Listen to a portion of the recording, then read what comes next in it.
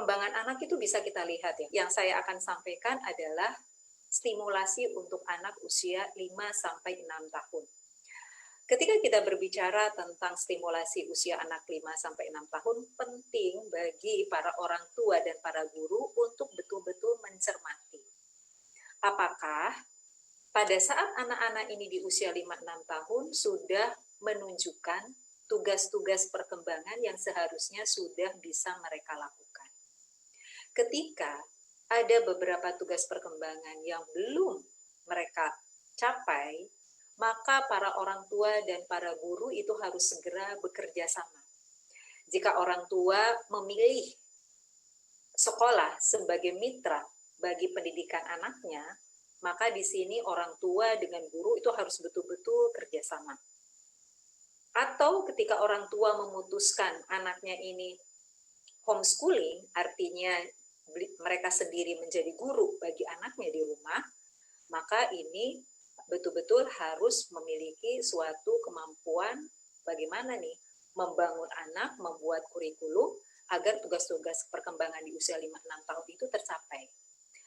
Hal ini didasarkan pada, kalau dilihat dari pendidikan Islam, ada 3 tahapan secara garis besar ya. Saya sudah berulang kali menyampaikan bahwa pendidikan Islam itu terbagi atas 3 fase. Yang pertama adalah fase pratamyiz, kemudian yang kedua adalah fase mumayyiz atau fase tamyiz, kemudian yang berikutnya adalah fase akil balik. Nah, fase pratamyiz itu kurang lebih di usia 0 sampai 6 tahun. Sementara fase mumayyiz atau fase tamyiz itu di usia kira-kira 7 sampai 12 tahun. Selanjutnya adalah memasuki fase akil balik. Baliknya setiap orang itu kan berbeda-beda. Kalau di anak laki-laki ada yang membalik di usia 12 tahun, 13 tahun, bahkan ada yang dia juga baru SMA itu baru balik ya. Demikian juga perempuan. Ada perempuan yang dia ketika masuk SMP barulah mengalami haid, tetapi ada juga yang sejak dari SD usia kelas 5, kelas 6 SD dia sudah balik. Nah, ketika seorang anak sudah berubah tuh dari yang asalnya belum balik kemudian menjadi balik, maka pada saat itu perlu dipahami oleh orang tua dan juga paling penting itu adalah perlu dipahami oleh anak bahwa saat itu kehidupannya sudah berubah secara totalitas. Dari seseorang individu yang tidak dihitung dosa dan pahala, itu menjadi seorang individu yang dituntut untuk bertanggung jawab terhadap semua yang mereka lakukan, terhadap setiap keputusan yang mereka buat. Argo dosa dan pahalanya sudah bertambah meskipun, misal, anak kita usia kelas 5 SD, kurang lebih berapa tahun sih? Mungkin sekitar usia 11 tahunan. Lalu kita sebagai orang tuanya katakanlah sudah berusia kurang lebih 35 tahun. Di hadapan Allah, kita yang lebih tua dengan anak kita yang usianya masih 11 tahunan, itu dalam pandangan Allah sudah sama. Hak dan kewajibannya sudah sama. Terlebih dahulu, kita baca dulu surat Al-Fatihah. Karena itulah penting sekali bagi kita para orang tua untuk tahu apa yang anak pikirkan tentang sesuatu. Apalagi jika anak-anak kita sudah berinteraksi, mohon maaf misalnya, sudah nonton TV, sudah lihat YouTube, ya, main dengan teman-temannya. Nah, pastikan ya, pastikan ketika setiap hari anak melakukan aktivitas tersebut, ada waktu untuk memastikan informasi apa yang masuk di dalam kepala anak-anak kita. Lalu persepsi apa yang anak pahami tentang itu semua. Ya.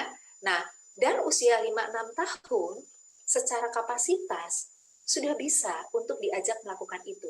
Jadi ibaratnya Allah sudah memberikan kemampuan bagi anak-anak usia 5-6 tahun itu, kemampuan berbahasa yang lancar, ya, yang dia sudah bisa mengungkapkan apa yang ia pikirkan. Ya. Jadi ketika kita ingin mengetahui apa yang ada di dalam pikiran mereka, Allah sudah kasih kemampuan kepada anak-anak kita untuk melakukan itu. Tinggal kita dari orang tuanya menstimulasi. Atau dengan kata lain, kita kemudian meluangkan waktu agar kita bisa ngobrol dengan anak-anak kita, ya. Dan mereka adalah anak-anak yang sebetulnya senang sekali berbagi pengalaman secara verbal. Jadi kalau anak-anak kita di usia 5-6 tahun senang cerita apa saja, itu dengarkan ya Bu ya. Karena nanti akan lewat masa itu. Kalau anak nanti sudah memasuki masa akhir balik, mereka justru akan sebaliknya. Biasanya mereka cenderung lebih diam, ya, tidak mau mengungkapkan semua pengalaman pribadinya, tidak mau mengungkapkan semua yang ia rasakan.